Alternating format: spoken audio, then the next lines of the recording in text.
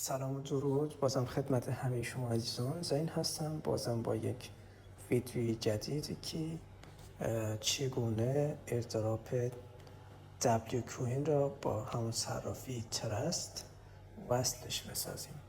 بریم سراغ آموزش. وارد برنامه تلگرام میشیم و اینم ایردراپ دبلیو کوین هست که برای شما آموزش میدهم. خب روی گزینه پلی میزنیم.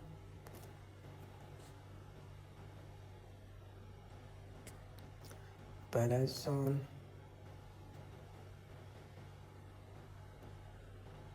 خب نحو گرفتن سکه یا جمع کردن سکه مثل همون تبسواب و همستر اینا هست، خیلی متفاوت هم نیست.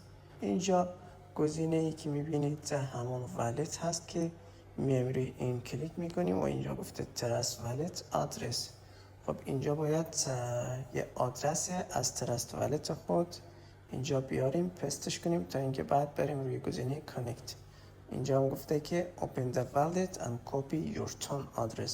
خب گفته همون صرافی همون والت تو باز کن و از آدرس تون آن والت یک کاپی بگیرید و اینجا پستش کنید. میریم سراغ ترست والت که این هست، روی گوشی های سامسونگ و آیفون از اپ استور و گوگل پلی به راحتی دانلود میشه.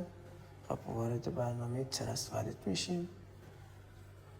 اینجا عزیزان جستجو میکنیم تون TON، اینم تون هست، همین اولی رو روش کلیک میکنیم و اینجا میزنیم روی ریسیو و دوباره میایم این آدرس والت من هست، همچین چیزی برای شما هم خواهد آمد و از اینجا کپی میگیریم آدرس والت تون خود را.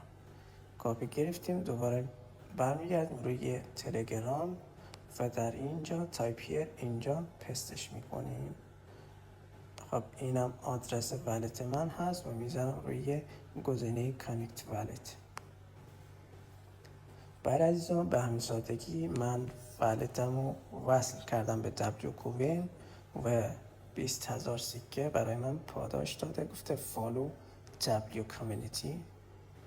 اینجا من فالوش کردم، دوباره برمیگردیم و این سکه رو هم برای من میداد. اینجا هم دیدید که نوشت کانکتد، یعنی کانکت شدیم ما. خب شما هم به همین سادگی کانکتش کنید والت خود رو به دبلیو کوین و به همون ترست والت شما پولین ایردراپ اضافه خواهد شد. خدا نگهدار.